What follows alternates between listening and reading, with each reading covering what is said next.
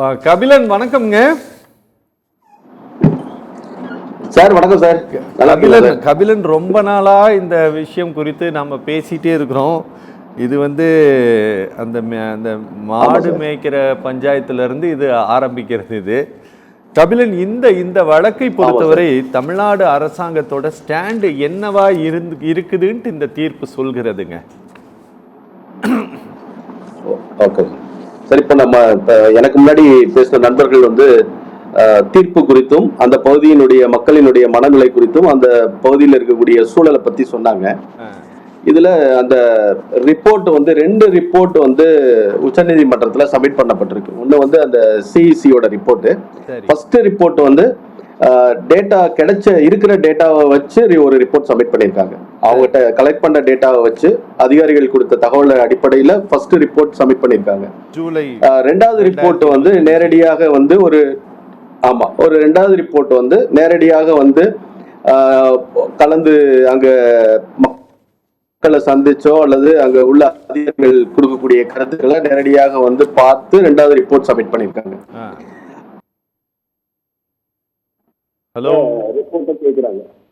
அந்த ரிப்போர்ட்டின் அடிப்படையில் ஃபைனலாக ஒரு கன்க்ளூஷன் கொடுக்குறாங்க. இந்த டேட்டுக்குள்ள எல்லாத்தையும் வெளியே அனுப்பணும் அப்படின்ற மாதிரியான ஒரு செய்தி சொல்லப்படுது. இதுல என்னன்னா, நம்ம ஏற்கனவே நீங்க குறிப்பிட்ட மாதிரி நம்ம மேய்ச்சல் சார்ந்து இது குறித்து நம்ம வேலை செஞ்சிருக்கோம்.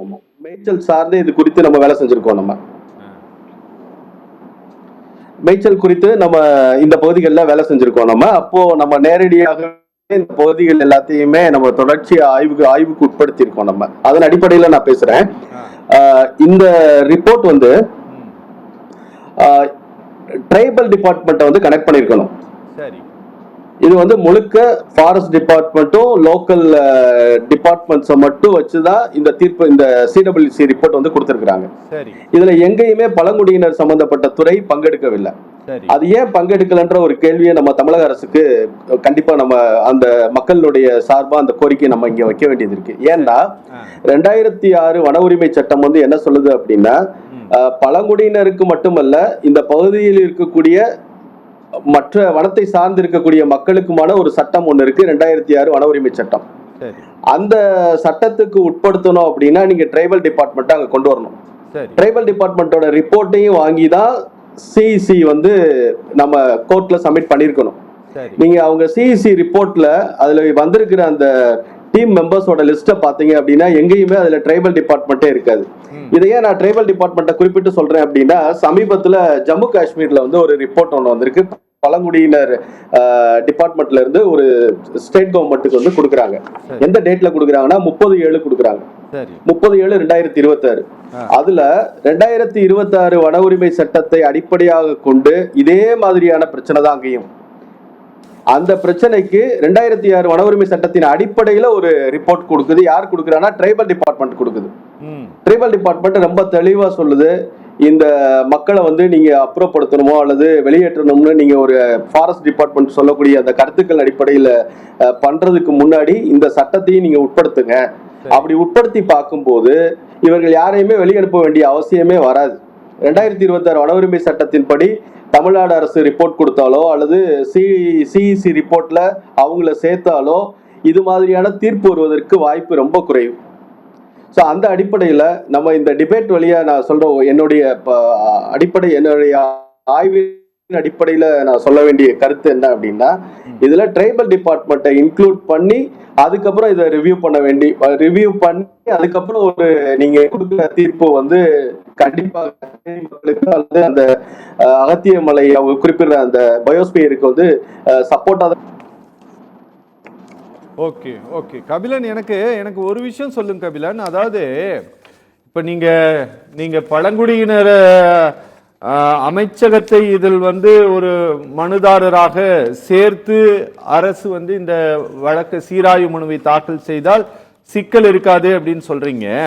ஆனா இங்க ஆக்கிரமிக்கப்பட்ட பகுதி அப்படின்னு சொல்லிட்டு சிஇசி கொடுத்திருக்கிறது பாத்தீங்கன்னா 5072 ஹெக்டேர் அப்படின்னு சொல்லி இருக்கிறாங்க. சரியா? இதுல என்க்ரோச்மெண்ட் ஏரியாவில் வீடுகள் இல்லாம, அதாவது டெம்பரவரியா இருக்கக்கூடிய வீடுகள்னா 232 வீடு, பர்மனண்டா இருக்கக்கூடிய வீடு 1595 வீடுங்கிறாங்க. இது இல்லாம வெறும் அக்ரிகல்ச்சர் மட்டும் நடக்கிறது அப்படின்னா 2867 ஹெக்டேர் நடக்குதுங்கிறாங்க. இப்ப நீங்க சொல்வதை போல ஒருவேளை பழங்குடியின அமைச்சகத்தை இந்த கேஸ்ல இன்வால்வ் பண்ணனாக்கும் இந்த நிலப்பகுதியும் அவங்க அனுபவிச்சு இருக்கிறவங்க கிட்ட கொடுத்துதான் ஆகணுமா? நீங்க பட்டா ஆகணும். அது ஒரு குறிப்பிட்ட இயர் எவ்வளவு ஆண்டுகள் அங்க இருந்தா அவங்களுக்கான உரிமை இருக்கு. அது மாதிரி இது மாதிரி பின்னாடி வந்து ஒரு 3-4 தலைமுறையா இருக்கக்கூடிய மக்களுக்கு வந்து எவ்வளவு ஆண்டுகள் அந்த பகுதியில இருந்தாங்கன்னா அவங்களுக்கு பட்டா கொடுக்க வேண்டியதுக்கான ரைட்ஸ் வந்து இருக்கு. 2006 ஆக்ட்ல பட்டா அவ்வளவு பேருக்கு இல்லையே. பட்டா 216 பேருக்கு மட்டும்தானே பட்டா கொடுத்துருக்காங்க. அவங்க அனுபவித்து வந்தா கூட அவங்களுக்கு தான் உரிமை. ஏன்னா அந்த இடத்துல அவங்க 3-4 தலைமுறையா இருக்கிறாங்க இல்லையா, அப்ப அவங்களுக்கு தான் அது ரைட்ஸ் வரும். அதனாலதான் அவங்க 2006 ஆக்ட நீங்க உச்சநீதிமன்ற தீர்ப்புல எங்கேயுமே காட்டல. சரி, இதே வழக்குதான் சார் எங்களுக்கும் மேய்ச்சல் சார்ந்து இதே வழக்குதான். மேய்ச்சல் இருக்கக்கூடிய மக்களே மேல போக முடியல. ஆனா இன்னும் ஒரே ஒரு முக்கியமான செய்தி, இப்போ கோட்டூர்ல வந்து மேய்ச்சல் நிலத்தை வந்து தமிழ்நாடு அரசு வந்து ஒரு சிப்காட் ஆரம்பிக்கிறதுக்காக எடுக்கிறாங்க. சரி, ஒரு 60 ஏக்கர் உதாரணத்துக்கு சொல்றேன், ஒரு 60 ஏக்கர் எடுக்கிறாங்க. ஆனா அதே 60 ஏக்கர் எங்க கொடுக்குறாங்கன்னா மாற்று நிலம் வந்து மயிலம்பாறையில கொடுக்குறாங்க. மயிலம்பாறை எங்க வருது? இப்போ இவங்க குறிப்பிடுற அந்த பகுதிக்குள்ள வருது. அப்ப மேய்ச்சல் நிலத்துக்கு மாற்று இடம் ஆல்டர்னேட்டிவ் லேண்ட் எங்க கொடுக்குறீங்க அப்படின்னா நீங்க வருஷநாட்டுக்கு பக்கத்துல இருக்கக்கூடிய மயிலம்பாறையில கொண்டு போய் கொடுக்குறீங்க. ஆனா இருக்கிற இடம் வந்து தேனி சர்ஃபேஸ் லேண்ட்ல இருக்கு. அப்போ நீங்க உங்களுக்கு தேவைன்னா நீங்க மேல கொடுக்குறீங்க, தேவையில்லைன்னா இங்க மாத்துறீங்க. எப்படி ஒரு ஒரு வரைமுறையே இல்லாமல் இருக்கு இதுல. அதனாலதான் நம்ம சொல்றோம், நீங்க ஒரு மேய்ச்சல் நிலத்தை நீங்க எடுக்கிறீங்க அப்படின்னா அந்த பஞ்சாயத்துக்குள்ளேயே கொடுங்க. அங்க இருக்கக்கூடிய புழு பூச்சி வள விலங்குகள் அந்த நீங்க சொல்ற இந்த நீதிமன்றத்துல சொல்றது வந்து பயோடைவர்சிட்டி பத்தி பேசுறாங்க. அப்ப இங்க மேய்ச்சல் நிலத்துலதான் பயோடைவர்சிட்டி நடக்குது. ஆனா அதை வந்து நீங்க வேற ஒரு 60-70 ஏக்கர் கிலோமீட்டர் தள்ளி கொடுக்குறீங்க. அப்போ அந்த பயோடைவர்சிட்டி கட் ஆகும், ஈக்குவலைசேஷன் குறையும் இல்லையா?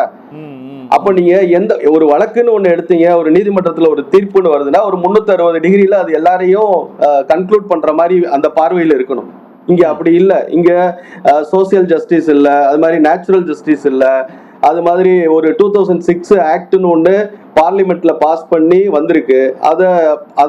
அத வந்து நம்ம சரியா செய்யணும் அப்படின்ற அடிப்படையில யாரும் செய்யறது இல்லை. அப்பயே ஜம்மு காஷ்மீர்ல அந்த பழங்குடியினர் ட்ரைபல் டிபார்ட்மெண்ட் வந்து ரொம்ப தெளிவா எப்படி இதை சொல்ல முடியும்?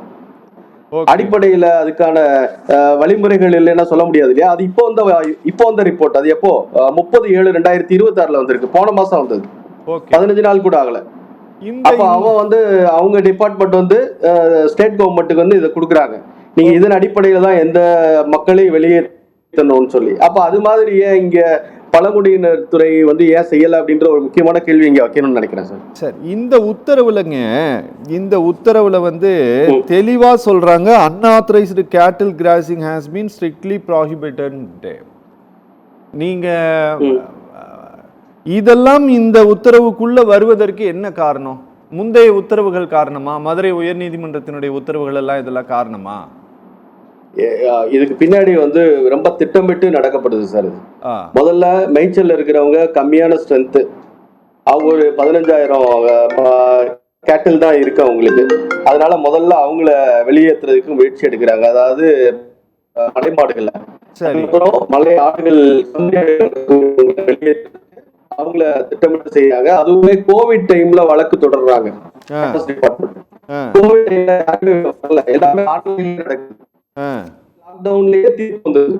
சரி, எடுத்துட்டு போக கூடாதுன்ற ஒரு தீர்ப்பு வருது. அப்புறம் திரும்ப ஒரு 13 நாள் கழிச்சு திரும்ப நம்ம வனத்துறை அதிகாரிகள் ஒத்துழைப்போடு நீங்க போலான்னு ஒரு தீர்ப்பு வருது.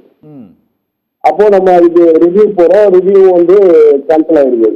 அப்போ இது எல்லாமே யாருமே வந்து ஒரு ஒரு பொது பார்வையிலேயே பார்க்கல. இங்க சோசியல் ஜஸ்டிஸ் இல்ல, அங்க நேச்சுரல் ஜஸ்டிஸ் இல்ல. இங்க சட்டம் இருக்காங்க, 2006 ஆக்ட் இருக்கு. அப்போ இதுல வர வேண்டிய டிபார்ட்மெண்ட் எல்லாத்தையும் ஒருங்கிணைக்கிறது இல்ல. ட்ரைபல் டிபார்ட்மெண்ட் எப்பவுமே கூப்பிடுறது இல்லை. நீங்க இந்த ரிப்போர்ட்டே எடுத்து பாருங்க, ட்ரைபல் டிபார்ட்மெண்ட்டே இல்ல. அவர் எப்படி 2006 ஆக்ட் அவங்க இதுல அப்ளை பண்ணிருப்பாங்க. சரிங்க, ஓகே, பேசலாம். அபிலன் சார், கபிலன், நான் பேசுறது கேக்குதா உங்களுக்கு? கேக்குது சார், கேக்குது சார். ஆடியோ வைங்கப்பா. கேக்குது கபிலன். கேக்குது சார், பேசலாம். கபிலன், இப்போ நம்ம மகிழன் கேட்டாருல்ல, இப்ப இவங்க மொத்தமாக நீங்க ஆக்கிரமிப்பாளர்னு சொல்றீங்களே, எதை செய்தால் ஆக்கிரமிப்பாளர்கள், இவர்கள் என்ன செய்ததால் இவர்கள் ஆக்கிரமிப்பாளர்களாக அறிவிக்கப்பட்டிருக்காங்கன்ட்டு.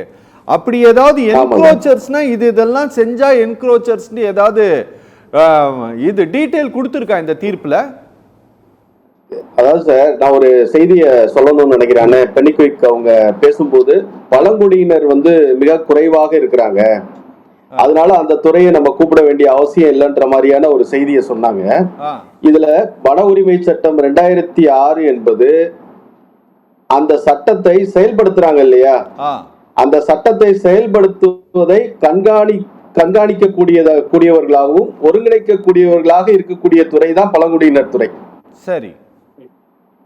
அப்போ நீங்க சொன்னீங்க இல்லையா, இந்த ஆக்கிரமிப்பாளர் அல்லது ஆக்கிரமிப்பாளர் இல்லாதவர்கள் அல்லது பட்டா வச்சிருக்கிறவர் பட்டா இல்லாதவர் அப்படின்ற 2 பிரிவு இருக்கு இல்லையா.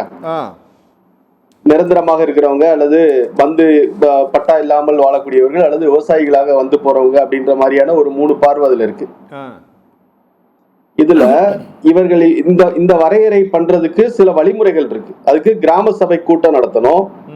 அந்த கிராம சபை கூட்டத்துல அவரு எத்தனை ஆண்டுகள் இந்த பகுதியில இருந்தாரு, இந்த பகுதியில எத்தனை தலைமுறைகளாக அவங்க வாழ்றாங்க, அவங்க வாழ்ற இடத்துல இருந்து எவ்வளவு நிலப்பகுதி, அவங்க ஒருத்தர் மீன் பிடிக்கலாம், ஒருத்தர் தேன் எடுக்கலாம், ஒருத்தர் மேய்ச்சல்ல இருக்கலாம், அல்லது ஒருத்தர் விவசாயம் பண்ணலாம், எது வேணாலும் பண்ணலாம். இது இப்ப நீங்க மீன் பிடிக்கிறவருக்கோ தேன் எடுக்கிறவருக்கோ மேய்ச்சல்ல இருக்கிறவருக்கோ எல்லாம் டாக்குமெண்ட் இருக்காது.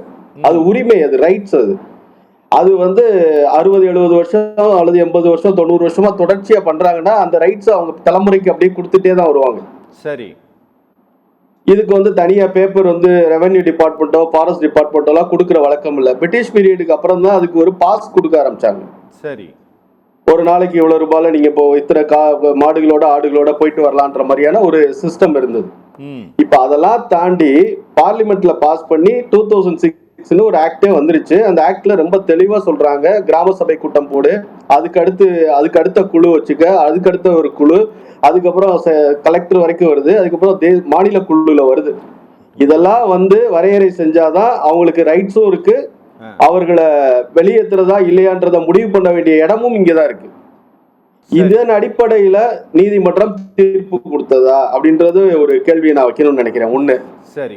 ரெண்டாவது, ஏன் இதுல பழங்குடியினர் அந்த அந்த துறையை ஏன் கொண்டு வரணும்னு சொல்றேன்னா, அவங்கதான் கண்காணிக்கக்கூடிய பவர் அவங்ககிட்ட தான் இருக்கு. சரி. அது பழங்குடியினருக்கு மட்டும் இல்ல, வன உரிமை சார்ந்து இருக்கக்கூடிய அனைத்து மக்களுக்கும் அவர்கள்ட்ட தான் இருக்கு அந்த பொறுப்பு.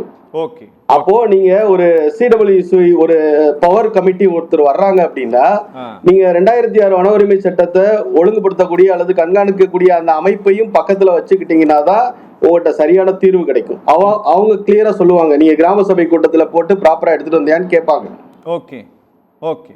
அப்ப இதான் நான் சொல்ல வந்தேன். ஜம்மு காஷ்மீர்ல பழங்குடியினர் அந்த துறை வந்து ஆர்டர் கொடுக்குது. யாருக்கு? சிஎம்க்கு கொடுக்குது, கவர்மெண்ட்டுக்கு கொடுக்குது.